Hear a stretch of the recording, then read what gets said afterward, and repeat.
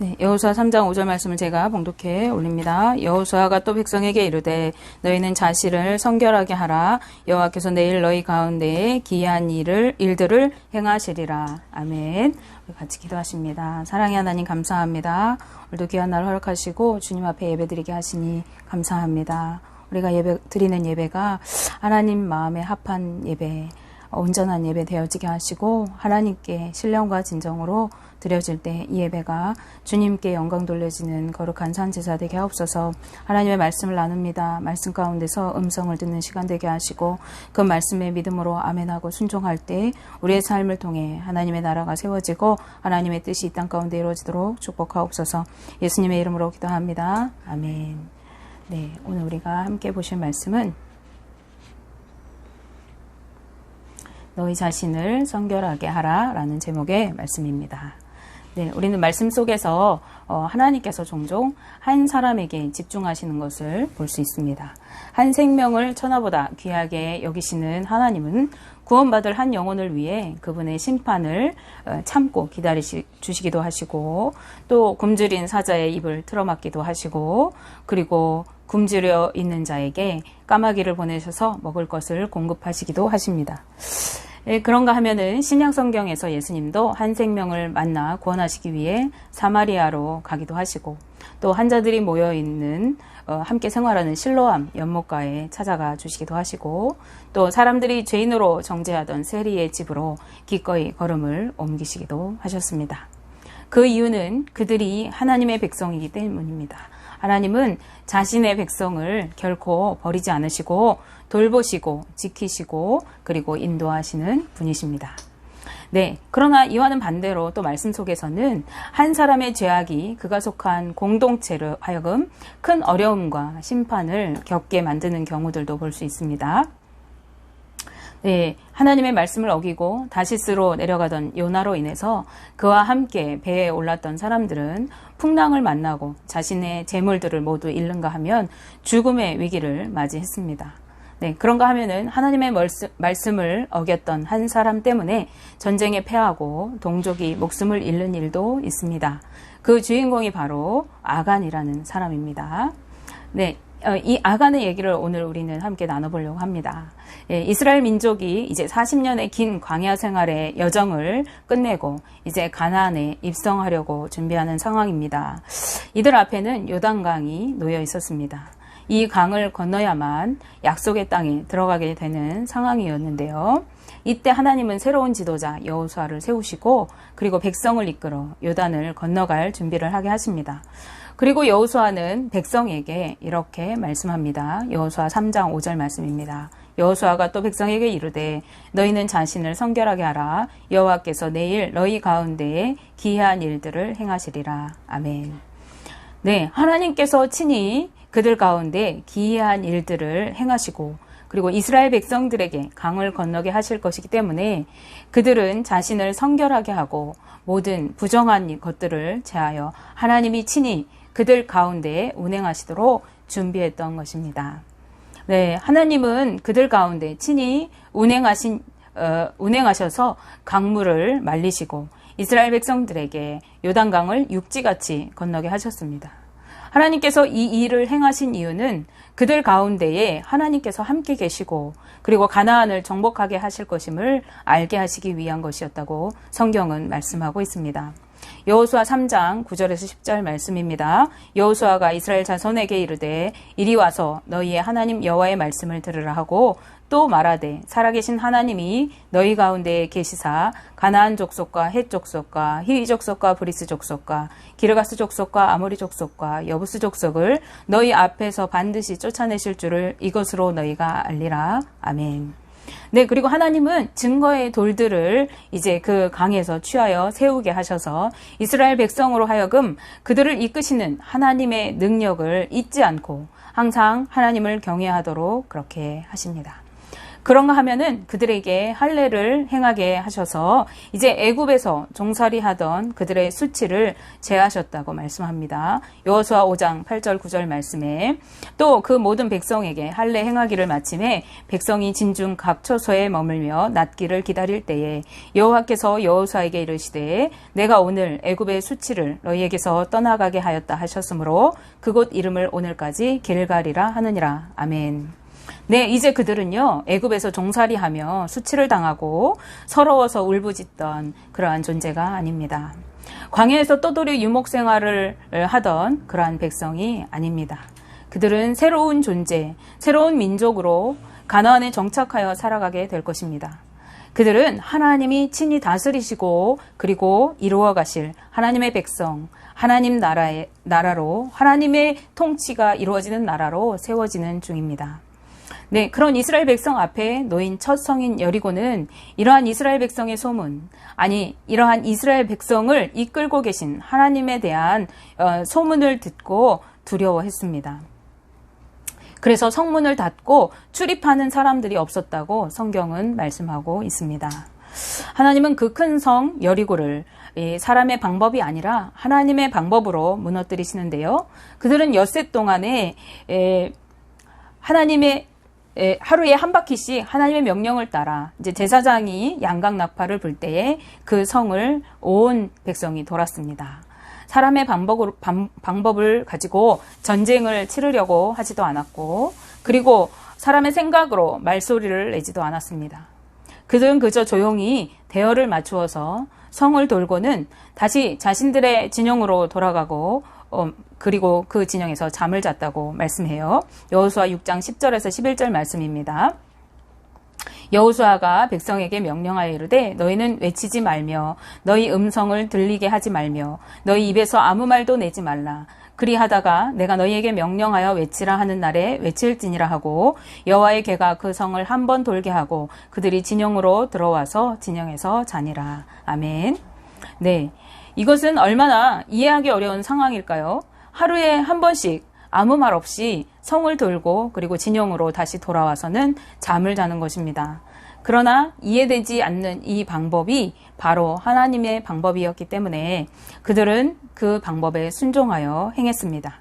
그리고 7째 되던 날 그들은 말씀대로 성을 7바퀴 돌고 또 그리고 큰 소리로 외쳤습니다. 바로 그때 성벽이 무너져 내리고 성을 점령하게 되었습니다.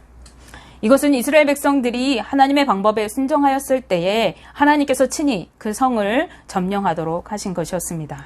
그들이 한 것은 단지 하나님의 말씀에 순종하여 성을 돌았던 것뿐이죠.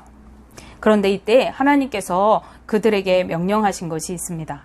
그것은요, 그 성을 점령하게 되어질 때에 성 안에 있는 모든 것들은 하나님께 바쳐진 것이기 때문에 아무것도 그들이 전리품을 취하지 말라는 것입니다. 하나님은 은과 금과 동철은 여호와께 드리고 나머지는 모두 불태우게 하셨습니다. 그런데 그 이스라엘 민족 가운데 아간이라는 사람은 하나님의 말씀을 어기고 전리품을 취하게 되었습니다. 그는 전리품을 보는 순간에 탐심이 생겼고 그래서 몰래 외투 한 벌과 은 200세겔 그리고 50세겔 가는 금덩이 하나를 가졌다라고 말씀하고 있는데 그것을 가져다가 입고 다니지도 못하고 자신의 집 안에 숨겨두었습니다. 아무도 아간의 이 저지른 행동을 알지 못했습니다. 그는 들키지 않아서 아마도 내심 안심하고 있었을 것입니다. 그러나 성경은 이렇게 말씀하고 있어요. 여호수아 7장 1절 말씀입니다. 이스라엘 자손들이 온전히 바친 물건으로 말미암아 범죄하였으니 이는 유다 지파 세라의 증손 삽디의 손자 갈미의 아들 아간이 온전히 바친 물건을 가졌음이라. 여호와께서 이스라엘 자손들에게 진노하시니라. 아멘. 네, 하나님의 말씀을 어긴 그의 행동은요, 누구도 알지 못했지만 그러나 하나님께 범죄함이 되었고 하나님의 진노를 사게 되었습니다. 그러나 아무도 그것을 알지 못했기 때문에 이러한 사실을 전혀 알 리가 없었던 여호수아와 이스라엘 백성들은요, 다음 전투를 준비하고 있었습니다. 그들은 승리의 기쁨에 들떠 있었고 이후에 있을 전쟁도 승리할 것을 확신하며 다음으로 점령할 성읍에 정탐꾼들을 보내었습니다. 그 성은요, 그들이 이미 점령한 여리고성보다 규모가 작은 아이성이라는 곳이었습니다. 정탐꾼들은 그 성에 백성이 다 가지 않아도 될 것이라고 보고하면서 이제 우리가 2-3천 명만 그곳에 가면 될 것 같다고 이렇게 이야기합니다. 그 말을 들은 여호수아는 백성들 중에서 3천 명가량이 되는 사람을 그곳으로 보냈습니다. 그러나 그들의 예상과는 달리 그들은 이내 아이성 사람들에게 쫓기게 되고 36명이나 되는 사람들이 목숨을 잃게 되었습니다. 승리의 기쁨에 한껏 들떠있던 백성들은요, 이 아이성의 패전으로 인해서 이내 실망하게 되었습니다. 그들의 실망감이 얼마나 컸던지 성경은 그들의 마음이 물같이 되었다라고 말씀합니다. 네, 왜 이런 상황이 있었을까? 하나님이 우리와 늘 함께 하시겠다고 약속하셨고 우리는 이미 승전을 거두었는데 다시 승리할 것이라고 여겼던 그 전쟁에서 패전하고만 이스라엘 민족들은 너무나도 실망했고 왜 이런 일이 일어났을까 알지 못했습니다.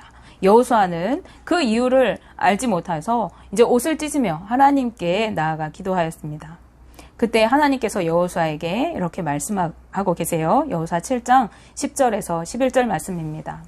여호와께서 여호수아에게 이르시되 일어나라 어찌하여 이렇게 엎드렸느냐 이스라엘이 범죄하여 내가 그들에게 명령한 나의 언약을 어겼으며 또한 그들이 온전히 바친 물건을 가져가고 도둑질하며 속이고 그것을 그들의 물건들 가운데 두었느니라. 아멘. 네, 그 원인은요 바로 하나님의 명령을 어겼기 때문이라고 말씀하십니다. 하나님께 바친 물건이었던 여리고성의 전리품을 누군가 도둑질했기 때문이라고 그 이유를 하나님께서 말씀하시는 것입니다.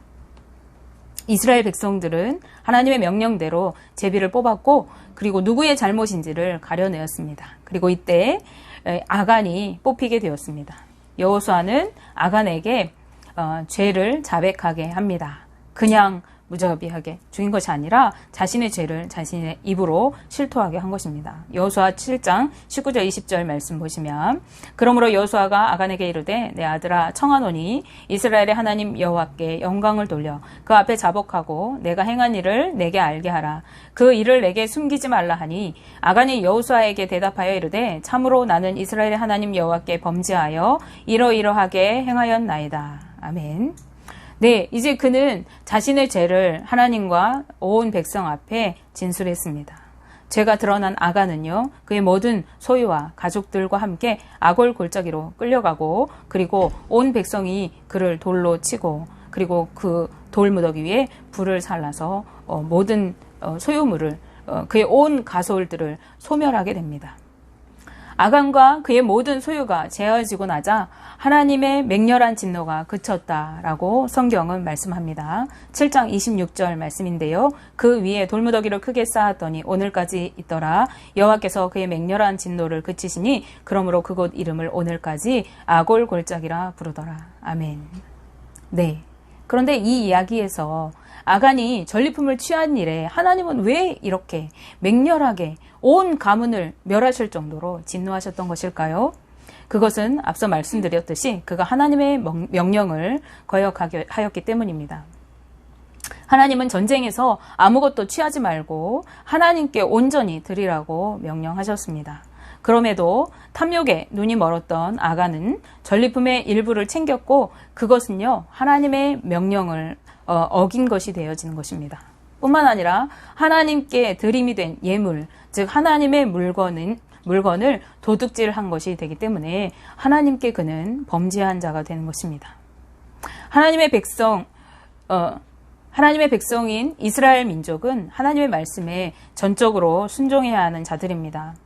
그 누구라도 하나님의 명령을 따르지 않는 자는 용납되지 않습니다.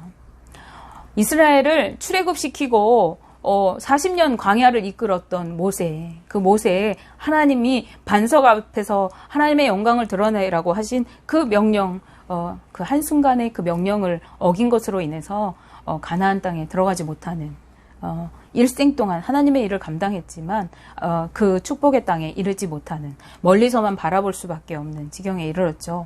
하나님의 명령은 엄중하기 때문에 그래서 하나님을 경외하고 두려움으로 그 말씀을 따라야 하는 자들이 이스라엘 민족들이고 오늘 믿는 우리들의 모습이어야 합니다.